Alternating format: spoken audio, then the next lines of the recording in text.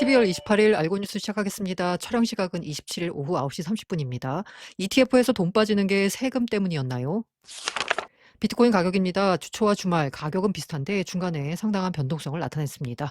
아무래도 9만 달러, 8만 9천 달러 선에서 약간 망치를 맞고 내려오는 듯한 모양새입니다. 가격이 꾸준히 오르지 못하는 건 사실 ETF 자금 순유출입 때문일 텐데요. 여기 26일 과정에서 여기 블랙락이 0이었습니다. 자료 업데이트가 좀 늦어지는 것 같은데요. 해당 사이트가. 어쨌든 17일 빼고 쭉 순유출이 나왔습니다. ETF에 돈이 들어와야지 비트코인 가격이 오를 수 있을 텐데 아직은 자금 유입이 심상치 않은 모습입니다. 이더리움의 경우에도 급락은 없었지만 약간 3,000원 고사하고 2,900 후반도 올라가기가 힘겨운 모습입니다.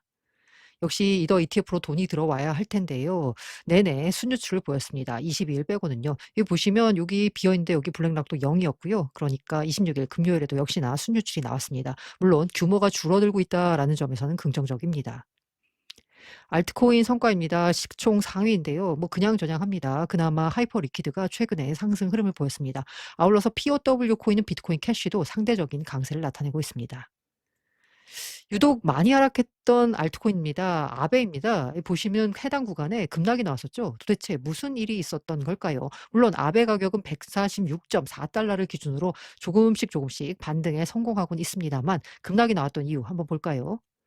바로 다오 대 랩스. 이 랩스는 회사라고 볼 수 있습니다. 전쟁이 벌어졌습니다. 해당 내용은 The Ticker is Either J라고 하는 분의 텔레그램 채널에서 갖고 왔습니다. 아베 드라마 다오의 패배라고 했는데요. 일단 다오는 스마트 컨트랙트를 소유한 탈중앙화 구조입니다. 토큰을 보유한 사람들이 거버넌스 투표권을 행사할 수 있습니다. 아바라 랩스는요. 브랜드와 프론트 엔드를 소유한 회사, 운영 주체라고 볼 수 있습니다. 자, 이 사건의 발단을 보자면요. 일단 랩스, 아바라 랩스 회사죠. 운영 주체. 자, 1차 벤더를 바꿨습니다. 이게 제가 표현을 했는데요. 프론트 엔드 수압을 맨 앞단에서 수압을 일으키는 그걸 파라 수압에서 카우 수압으로 바꿨습니다. 비유하자면 1차 벤더를 바꾼 겁니다. 파라 수압에서 카우 수압으로. 그리고 거기서 나오는 이익을 원래는 다오로 갔었거든요. 그런데 이 수수료를 아바라 랩스 회사 쪽으로 이동하게 바꾼 겁니다. 해당 이익이 연간 한 1,000만 달러 규모가 정도 되고요. 그런데 거버넌스, 운영 구조를 어떻게 할지를 결정하고 있는 다오의 투표나 논의 없이 진행됐습니다. 이걸 기존 주식회사 구조로 보자면 주총 승인이 없었다 정도로 보면 됐을 것 같아요. 이에 대해서 양측의 입장을 보자면요. 다오는 프론트엔드가 다오의 명성, 유동성, 신뢰를 사용하는데 프론트엔드의 일방적인 변경은 문제다. 그러니까 1차 밴더를 어떻게 니네 마음대로 바꾸냐라는 거였고요. 아바라 랩스 운영사 측의 입장은 뭐냐면 원래부터 프론트엔드 수익은 프로토콜 수익이 아니고 지금까지 수익 공유한 건 우리가 자발적으로 해준 거다. 다오는 컨트랙트만 소유할 뿐 웹사이트의 권한은 회사에 있다라는 겁니다. 컨트랙트에서 나오는 수수료는 다오로 가는 게 맞지만 프론트엔드 수익은 원래부터 우리 거였다. 그간에는 그냥 우리가 다오한테 준 거였다. 호혜적인 차원에서. 라고 입장을 밝혔습니다. 어쨌든 모든 게 다 사실 투표로 결정되니까요. 그래서 아바라 랩스가 소유한 IP, 브랜드 권한 이거 몰수하고 아바라 랩스 회사를 다오의 자회사로 강제 편입하자라는 프로포절이 올라왔습니다. 다오가 문제 제기를 한 거죠. 자, 회사 운영사를 다오의 자회사로 강제 편입하자라는 겁니다. 급하게 스냅샷 투표가 등장을 했고요. 거버넌스에 일대 혼란이 나왔습니다. 이렇게 혼란이 나오니까 고래는 아예 됐다 이러면서 토큰을 매도했고요. 고래가 팔자 토큰 가격은 20% 폭락했습니다. 그리고 프로포절이 이루어졌는데 결정적으로 아베 파운더 스타니가 아베 반대 투표를 했고요. 이러면서 최종적으로 반대가 55.29%로 안건은 부결됐습니다. 그러니까 다오가 문제 제기를 하면서 구조를 뒤엎어 보려고 했는데 결국은 운용사의 입장으로 회사의 승리로 끝난 거죠. 이렇게 되면서 이 다오의 드라마는 다오와 지분 구조가 혼합된 모든 웹3 프로젝트의 선례가 될 것 같다라고 해서요. 기존에 이게 토큰이 주식이 아니기 때문에 발생했던 애매한 회사 구조인 다오가 흔들리게 됐다라고 볼 수밖에 없을 것 같아요. 때문에 토큰에 유틸리티 기능이 없고 거버넌스 기능만 있는 토큰은 사실 앞으로 뭔가 가격 상승이나 지금 변화된 시장 환경에서 뿌리 내리기 힘들어진 것 같다라는 생각이 듭니다. 그런데 앞서 제가 아베 파운더가 아베 설립자가 반대표를 행사하면서 결과적으로 프로포즐이 반대, 부결로 끝났다라는 말씀을 드렸잖아요. 그런데 투표에 앞서서 아베 파운더가 1,500만 달러의 아베를 매입했다라고 합니다. 그러면서 영향력을 행사하기 위해서는 아니다라고 밝혔지만 사실상 이 영향력을 행사한다라고 밖에 볼 수밖에 없고요. 이렇게 되면서 사실 기존의 다오 구조로 구성됐던 거버넌스 토큰의 가치는 앞으로 좀 불투명하지 않나라는 생각이 듭니다. 12월 넷째 주 시장에서 있었던 일입니다. 26일 역대급 옵션 만기였습니다. 무려 233.5억 달러 상당입니다. 이더리움 역시나 37억 달러의 상당의 이더리움 옵션 만기가 도래했습니다. 26일 오후 5시였거든요. 그래서 시장은 상당한 변동성이 있을 거다. 이 옵션 만기 이후에 시장이 다시 어떤 방향으로 나아갈지에 대해서 관심이 집중됐습니다. 가격만 놓고 보자면요. 일단 변동성이 있긴 했습니다. 갑자기 급등을 했을 거예요. 옵션 만기 이전에. 그러고 있다가 시장이 왔다 갔다 하다가요. 옵션 만기 시간 5시를 직전에 갑자기 가격이 하락하기 시작했고요. 이후에는 가격이 뭐 그냥저냥 횡보하다가 미국장이 열리면서 또 한번 하락이 나왔습니다. 그러고 있다가 다시 조금 회복해서 87,000달러 선을 회복한 이후에 횡보를 하고 있는 모습입니다. 옵션 만기 전후에서 변동성이 크게 있었고요. 시장은 현재는 정중동의 흐름을 이어가고 있습니다. 관련해서 원더프레임 김동완 대표가 별로 달라진 건 없다라고 합니다. 일단 큰 변동 없이 마무리됐고요. 만기 전에 비해 9만 달러 콜은 약간 증가했고 88,000달러 풋이 약간 감소했다라고 하지만 큰 변화는 없다라는 겁니다. 그래서 이걸 시장에서는 일단 해석하는 게 가격을 제한하던 옵션이 만기가 됐다라는 겁니다. 그래서 이제부터는 수요와 공급에 따라 자연스럽게 움직일 거다라고 전문가는 밝혔습니다. 지난 수주 동안 시장을 압박해온 해지 수요에 따른 구조적 가격 제한이 해제됐다라면서 그동안 상승 시도가 번번이 무산됐던 이유는 비트코인 옵션 만기와 연계된 구조적인 흐름 때문이었다. 그런데 이번 옵션 만기가 끝나면서 비트코인 가격은 다시 수요와 공급에 따라 자연스럽게 움직이기 시작했다. 라고 밝혔습니다. 앞서 보였던 비트코인 가격을 보자면 9만 달러 정도에 올라오면 망치를 맞고 이렇게 내려오는 듯한 모습을 보여줬잖아요. 그게 바로 옵션이 그 사이에 많이 체결됐기 때문이었다라는 겁니다. 보시면 아시겠지만 이렇게 올라오다가 더 오를 법한데 망치 맞고 또 내려왔어요. 그러고 있다가 또 많이 떨어지도 않고 다시 올라왔다가 또 망치 맞고 내려오고 이런 움직임이 앞서 옵션 만기 때문에 벌어진 일종의 가격이 특정한 박스권 안에서 움직이던 흐름이었는데 그게 이제는 앞으로는 수요와 공급에 따라 어떤 방향을 찾게 될 거다라고 봤습니다. 하지만 아직까지는 뚜렷한 방향을 찾지는 않은 모습입니다. 12월 넷째 주 시장에서 있었던 일, good is bad. 일단 미국의 3분기 GDP 성장률이 나왔습니다. 4.3%나 올랐습니다. 와, 3.3 예상했는데 4.3이 나왔고요. 이게 미국이라는 선진국에서 나오는 숫자고요.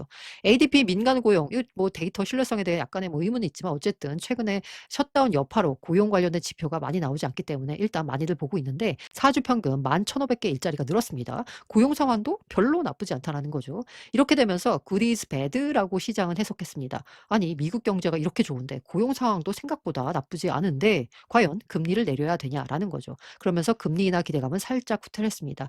실업률이 살짝 오르면서 지난주에 보자면 1월 달에는 동결 그리고 2월 달에 소폭 근소하게 조금 앞서긴 하지만 어쨌든 46.2%의 확률로 금리를 0.25%포인트 내릴 것 같다라는 전망이 시장에 우세했습니다. 그런데 이번 주에 미국 3분기 GDP 성장률과 ADP 고용 지표가 뭐 나쁘지 않다라고 나오면서 보시면 아시겠지만 동결 확률이 소폭 46.7%로 소폭 우세합니다. 어쨌든 지난주와 이번 주 양일에 걸쳐서 일단 4월에는 금리 인하를 하지 않겠느냐라는 전망이 우세하긴 합니다. 이렇게 따지면 1분기에는 금리 인하 없다라고 해석해도 좋을 것 같습니다. 세 번째는요. 이게 제가 제일 눈여겨보는 부분인데 왜 이렇게 비트코인 ETF에서 자금 유출이 나올까? 그리고 미국 쪽 코인베이스 프리미엄이 계속 음수거든요. 약간 파는 물량이 좀 많다라는 생각이 들었거든요. 미국 쪽에서. 그런데 혹시 비트코인을 파는 게 세금 때문이 아닐까라는 보도가 나왔습니다. 이거 보자면요. 비트코인이 올해 고점 대비로 보자면 30% 하락했습니다. 연초 대비로 보자면 6에서 7% 정도 하락했고요. 이걸 가지고 세금 절감 전략으로 활용하고 있다라는 겁니다. 사실 올해 다른 자산들을 보자면요. 연초 대비해서도 S&P 500이나 나스닥 같은 경우에도 많이 올랐죠. 고점 대비로 보자면 지금 이 고점입니다. 그러니까 지금 현재 S&P 500, 나스닥, 미국 증시에 투자했던 사람들, 그리고 금이나 은인에 투자한 모든 사람들이 대부분 다 수익을 봤습니다. 올해 들어서. 그런데 유일하게 비트코인, 코인에 투자한 사람들만 마이너스를 본 거예요. 그러면 사람들이 투자를 할 때 코인만 하는 게 아니라 주식도 하고 금도 하고 비트코인도 합니다. 그러면 요걸 만약에 매도를 했을 때 수익에 대해서 세금을 내야 되죠. 어느 정도 이제 뭐 기술주 나스닥 투자해서 돈을 좀 벌었어. 그러면 이걸 팝니다. 그러면 수익이 나겠죠. 그럼 요거에 대해서 세금을 내야 돼요. 그런데 내가 들고 있는 또 다른 자산을 봤더니 비트코인이 있어. 그런데 이거는 보니까 내가 산 가격보다 떨어졌어요. 그럼 요걸 팔면 손실이죠. 여기서 나온 손실분을 제하고 나서 미국 쪽의 주식을 통해서 얻은 이익에서 이 비트코인 투자로 받은 손실을 제하고 나서 해당 이익 부분에 대해서만 세금을 냅니다. 그러니까 비트코인을 매도하면 손실이 확정되기 때문에 세금을 낼 때 유리한 구조가 형성되는 거죠. 투자자들이 암호화폐 손실을 주식 이익과 상쇄하는 방식으로 세금 부담을 줄이는 효과가 있다라고 합니다. 이게 아직 우리나라엔 도입이 안 됐는데요. 세금 손실 절감, 텍스 로스 하베스팅이라고 해서 모든 자산 투자를 다 합쳐가지고 뭐 주식에서 돈 벌었다고 세금 내는 게 아니고요. 주식에서 번 거, 그리고 채권에서 번 거, 코인에서 번 거, 이걸 다 합쳐가지고 썸을 해가지고 개인이 투자로 얼마나 소득을 벌었느냐에 대해서 세금을 매기니까 손실이 난 자산은 팔아가지고 아예 손실을 확정하면 내가 세금을 줄일 수가 있는 거죠. 게다가 좋은 게 뭐냐면요. 미국에서는 주식의 경우 매도 후 31일 이내에 동일 자산을 재매입하면 공제를 받을 수 없습니다.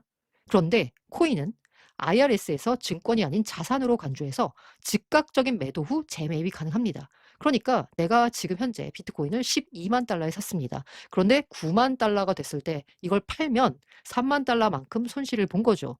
그리고 나서 나 비트코인 근데 오를 것 같아 앞으로. 그러면 9만 달러에 다시 사게 됩니다. 그러면 이 사람 입장에서는 똑같이 비트코인 한 개를 들고 있는데 손실이 3만 달러가 확정이 되면서 주식에서 번 수익 3만 달러만큼을 깔 수가 있는 거예요. 그러니까 세금을 줄일 수가 있는 거죠. 이게 바로 코인을 당장 팔아서 손실을 확정하면 이익을 세금 측면에서 이익을 얻을 수 있다라는 겁니다. 그래서 아마 미국 쪽에서 코인베이스 프리미엄을 보자면 계속 음수가 나오는 게 기관들 그리고 기관 자금으로 운영하고 있는 개인들이 팔아서 그런 거 아니냐라는 생각이 듭니다. 다만 이제 ETF 같은 경우에는요. 사실 주식입니다. 형태는 주식이거든요. 그러면 이게 예를 들어서 요때 지금 현재 요 가격보다 더 높은 때 샀던 사람들 요 구간 7월 그리고 9월, 10월에 샀던 사람들은 요거 ETF를 팔면 손실을 확정할 수 있습니다. 다만 이건 주식이기 때문에 예를 들어서 IBIT를 팔고 난 다음에 바로 다시 IBIT를 사면 30일 이내에 다시 사면 이거는 세금 감면 효과를 받을 수가 없어요. 그렇기 때문에 일단 팔고 난 다음에 최소 한 달이 지나서 다시 사야지 아까 세금 감면 효과를 받을 수 있다라는 겁니다. 그래서 ETF에서 자금이 11월에 나오고 그리고 12월에 이렇게 유출세가 나오는 게 일단 요 가격이 이렇게 떨어졌을 때 이제 주식에서 번 돈을 조금 약간 확정을 하고 그리고 이걸 그러니까 IBIT, 비트코인 ETF를 팔아 가지고 손실을 좀 확정하고 싶다. 요때 비쌀 때 샀던 사람들이 11월에 아예 가격 떨어졌으니까 아예 팔자. 손실이나 확정하자라고 해서 한 것 같고요. 그다음에 이들이 이제 12월부터는 다시 매수를 할 수 있을 것 같은데 지금 현재 가격 흐름을 보고서 아마 매수를 결정하려고 좀 주저하는 게 아닌가라는 생각이 듭니다. 뭐 이거 일단 해석이니까요. 각자 알아서 하시고요. 이더리움도 마찬가지로 여기 지금 현재 가격보다 높은 때에 했던 8월 매수했던 사람들, 9월, 10월에 매수했던 사람들은 이더리움 ETF를 팔면 손실을 확정할 수가 있어서 세금 측면에선 이익입니다. 때문에 코인도 그렇고 코인 ETF도 그렇고 지금 현재 연말까지 세금 확정 때문에 돈이 안 들어오는 것 같다라는 생각이 들고 있고요. 이게 해가 바뀌면 조금 더 그 전략이 자유로워지니까 그때 새해가 됐을 때는 ETF 쪽 자금 유입을 좀 기대해 볼 수 있지 않을까. 그리고 미국 쪽에서 코인 매수 자금세를 좀 기대해 볼 수 있지 않을까라는 생각이 듭니다. 네 번째는 우리 가격은 좀 흔들리고 있지만 제도적으로 코인 시장은 진화하고 있습니다. JP모건이요. 기관 대상 암호화폐 거래 서비스 출시를 검토하고 있다라고 합니다. 코인은 사기다라고 했던 JP모건의 입장이 급격히 달라지고 있는 거죠. 홍콩에서는요. 보험도 코인 투자가 가능하도록 입법안이 나왔다라고 합니다. 아직 통과된 건 아니고 제안에 불과해서요. 만약에 통과될 경우 야 보험사 자본도 코인을 살 수 있겠다. 그러면 보험사 자본이 상당하거든요. 특히나 보험사 자본은 장기 투자 자금이기 때문에 이게 포트폴리오 분산 차원에서 보험사 자금이 비트코인 투자에 들어가게 되면 상당한 비트코인의 호재가 되지 않을까라는 생각이 듭니다. 아울러서 러시아에서는요, 비적격 개인 투자자에게도 암호화폐를 허용한다라고 법안을 추진하고 있다라고 합니다. 아직까지 확정된 건 아닌데 이런 쪽으로 지금 다 바뀌고 있다는 거예요. 그러면 러시아 개인 자금도 코인에 들어올 수 있는 가능성이 커지는 거죠. 아울러서 미국에서도 코인 관련 규제 명확성이 진행 중입니다. 클래러티 법안은 아마 2월 중에 이제 통과가 될 것 같고요. 미국 하원에서 암호화폐 투자 세제 혜택을 다룬 패러티 법안이 초안이 공개가 됐습니다. 이것도 만약에 통과가 되고 나면 스테이블 코인 일상 결제 면제 200달러 미만 등 스테이킹 및 채굴 수익 과세 이연 뭐 등등이 나와 가지고요. 세금 측면에서는 코인에 유리한 쪽이라서 코인 투자 환경을 확대해 준다라는 측면에서 기대가 됩니다. 다섯 번째는 사상 최고치를 경신하는 금값입니다. 반면 비트코인은 비실비실하죠. 연초 이후로 금값 흐름을 봤습니다. 이걸 보자면 어떤 생각이 드세요? '금에 투자했어야 되는데.'라는 생각이 드시죠? 최근 이제 전문가들 사이에서 나온 얘기가요. "비트코인이 시험대에 올랐다. 이게 디지털 금이 맞냐?"라고 투자자들이 인식한다는 거죠. 관련해서 지금 비트코인의 흐름을 보자면 사실 완화적인 통화 정책 외에도 위험 자산 투심이 자극되는 환경에서만 움직이는 경향을 보이고 있습니다. 그러니까 금과 비슷하게 움직이는 게 아니라 인플레 해지 자산으로 주목을 받는 게 아니라 위험 자산이 잘 가야지 비트코인도 잘 가는 그런 모양입니다. 그 이유가 보자면요. 비트코인은 본질적으로 개인 투자자 중심의 자산이고요. 금은 철저히 기관 중심의 자산이기 때문에 장기적인 인플레 해지 차원에서 금을 매집하는 기관들과 달리 비트코인은 개인들이 단기 거래 목적으로 활용하고 있다라는 거죠. 그렇기 때문에 아직까지는 비트코인이 디지털 금이 되기엔 조금 멀었다라는 시각이 전문가들 사이에서 나오고 있고요. 금 따라잡기엔 역부족이다라면서 매트리트 폭트 역시나 보고서를 냈습니다. 이 결정적으로 앞서 말씀드린 대로 금은 기관의 자산이고 비트코인은 개인의 자산이라고 하는데 금이 이렇게 신뢰를 받으면서 꾸준히 우상향할 수 있는 건 바로 중앙은행의 금 매입 때문인 것 같습니다. 중앙은행이 외환 보유 차원에서 금을 사들이고 있으니까 개인들도 그에 따라서 매수에 동참하면서 금값이 오르는 거거든요. 그렇다라고 하면 비트코인을 중앙은행이 사주면 비트코인의 수급에 그리고 비트코인에 대한 신뢰에 큰 보탬이 될 수 있을 텐데요. 레이 달리오는 중앙은행이 비트코인을 보유할 가능성은 낮다라고 전망했습니다. 비트코인에는 별로 좋지 않은 분석인데요. 다만 레이 달리오는 개인들 입장에서는 비트코인을 투자할 만하다라는 겁니다. 하지만 중앙은행은 아니다라는 거죠. 왜냐?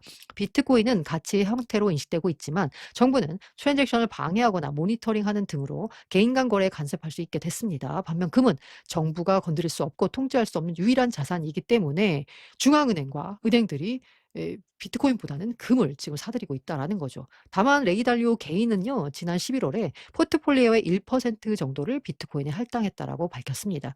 개인 입장에서는 포트의 자산 배분 차원에서 비트코인에 투자할 만하지만 중앙은행이 투자하기에는 비트코인은 맞지 않는 자산이다라고 전망했습니다. 사실 비트코인의 장기 우상향 그리고 장기 가격 안정성 측면에서는 별로 좋지 않은 분석이긴 합니다. 지켜봐야 되겠죠. 지속 가능한 알고란을 위해서 멤버십 슈퍼챗 PPL 웰컴입니다. 12월 다섯째 주 시장에서 주목해야 할 이슈입니다. 연말이고요. 뭐 휴일이 많아 가지고 별다른 뉴스는 없습니다. 다만 FOMC 의사록이 공개가 됩니다. 31일 우리 시간으로 새벽 4 시예요. 요거 앞으로 금리나 전망에 대해서 알 수 있는 지표가 될 텐데요. 일단 그 당시 FOMC 당시에 공개된 점도표를 보자면요. 점도표가 보이시죠? 이렇게 많이 흩어져 있습니다. 연준 위원들 간의 의견이 그만큼 다르다라는 거죠. 사실 의사록 공개의 의미를 보자면요. 향후 금리 인하 속도를 둘러싼 위원들 간의 시각차와 함께 정책 판단의 조건에 대한 보다 구체적인 언급이 드러날 것으로 보인다라고 했습니다. 연준이 FOMC 당시 발표한 건 정책 결정문이죠. 그런데 그 결정문 말고 실제로 연준 위원들이 뭐라고 얘기를 했는지를 볼 수 있기 때문에 의사록 공개에 관심이 쏠리는 겁니다. 일단 연준 정책 결정문에서는 추가 조정의 시기와 폭은 들어오는 경제 지표와 전망 변화, 위험 균형을 자세히 평가해 결정할 것이라고 했습니다. 그러니까 관망 기조를 유지하겠다라는 입장을 밝혔는데 실제로 위원들은 뭐라고 얘기했는지를 볼 수 있을 것 같습니다. 참고로 이제 내년 5월에 차기 연준 의장이 취임을 합니다. 가장 유력한 후보가 케빈 헤셋인데요. 케빈 헤셋은 금리 인하할 여지가 충분하다라는 취지로 언론 인터뷰를 이어가고 있습니다. 12월 다섯째 주 주요 일정입니다. 월요일 8시 50분 분에는요. 일본은행의 12월 의사록 요약본이 발표가 됩니다. 일단 그 엔캐리 트레이드 청산 우려감 등등은 지나쳤는데 실제로 일본은행의 금리를 결정하는 위원들이 무슨 발언을 했는지 한번 지켜볼 수 있을 것 같습니다. 화요일에는요. 오후 10시 15분에 12월 ADP 고용 증감이 나옵니다. 역시 뭐 사실 다른 고용 관련된 지표가 아직까지 정상적으로 나오지 않은 상황에서 민간 고용 지표도 한번 지켜봐야 될 것 같습니다. 31일 수요일 새벽 4시 중요합니다. 12월 FOMC 의사록이 공개가 됩니다. 그리고 오후 10시 30분에는요. 주간 신규 실업수당 청구 건수 나옵니다. ADP 고용 증감과 함께 이 고용 상황 좀 볼 수 있는 지표가 될 것 같습니다. 1월 1일은요. 미국 증시 역시 휴장을 합니다. 새해 첫날이라서요. 1월 2일 금요일 오후 10시 45분에는 미국 12월 S&P 글로벌 PMI 지표가 나옵니다. 경기 상황을 알 수 있는 지표라서요. 지켜보시면 좋을 것 같습니다.